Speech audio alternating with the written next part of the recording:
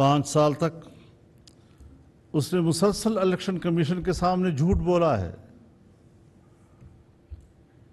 اور مسلسل 22 سال سے قوم کے سامنے جھوٹ بول رہا ہے، نئی نسل کے سامنے جھوٹ بول رہا ہے۔ آئے روز اس کا بیانیہ تبدیل ہوتا ہے، حکومت میں آنے سے پہلے کچھ اور باتیں کرتا، حکومت میں آنے کے بعد پھر کچھ اور باتیں کرتا، قول کچھ اور ہے، عمل کچھ اور ہے، اور جو کچھ کہتا رہا بڑی آئیڈل قسم کی باتیں، لیکن جب عملی میدان میں آیا تو پاکستان کی تاریخ کا ایک نااہل حکمران ثابت ہوا۔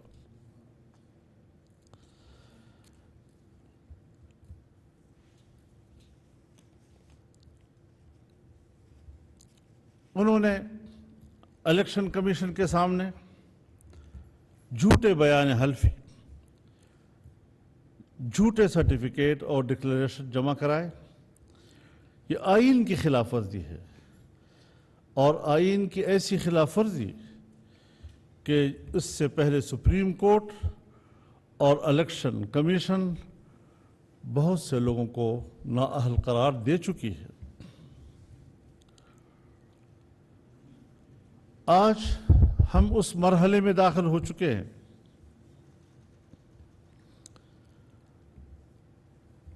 کہ الیکشن کمیشن کے فیصلے میں وہ تمام رپورٹ تفصیل سے لکھ دی گئی ہے، بینک نمبرز، اس میں آنے والے تمام رقوم کی تفصیل، ریکارڈ بتا رہا ہے کہ عمران خان کے اپنے دستخطوں سے آنے والی درخواستوں پر یہ اکاؤنٹ کھولے گئے۔ اسٹیٹ بینک آف پاکستان نے ہزاروں دستاویزات پر مبنی ناقابل تردید شواہد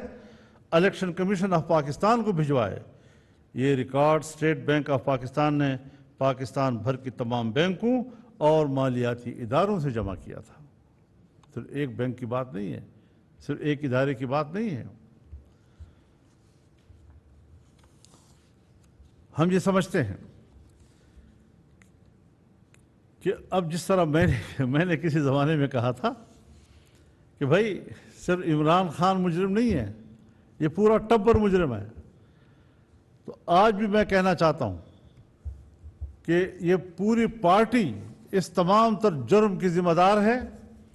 اور ان کے مرکزی عہدیدار ہوں یا صوبائی عہدیدار ہوں،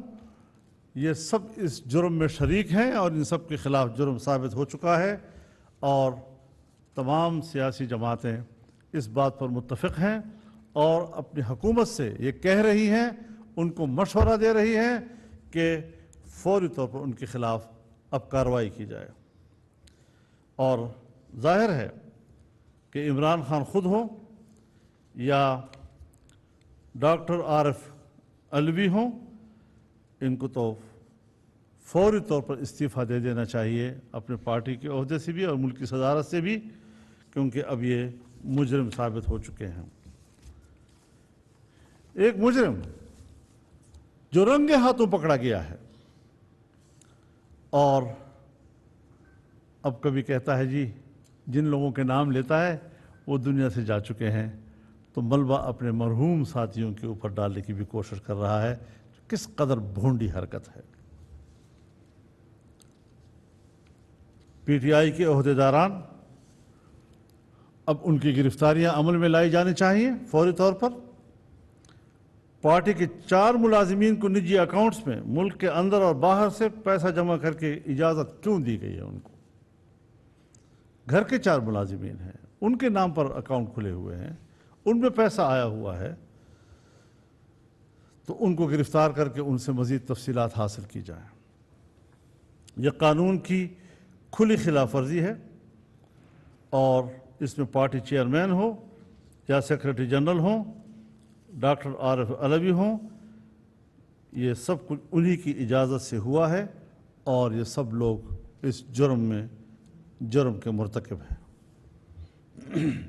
تو یہ آج کے اجلاس میں دوستوں نے جو ذکر کیا ہے، میرے خیال میں پھر ایک دفعہ دہرا دینا چاہتا ہوں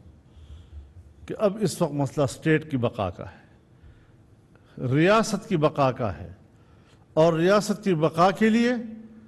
ریاست کے دفاع کے تمام ذمہ داران اور سرزمین وطن کے دفاع کے جذبے سے سرشار ان تمام اداروں، تمام قوتوں اور تمام تنظیموں کو ایک جان ہو کر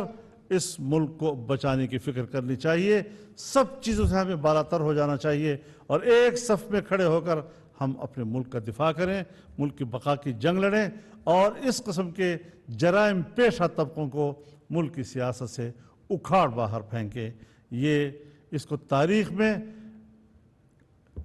ایک علامت بنا دینا چاہیے عبرت کا، تاکہ آنے والی نسلیں اس قسم کے لوگوں کے انجام سے عبرت حاصل کریں.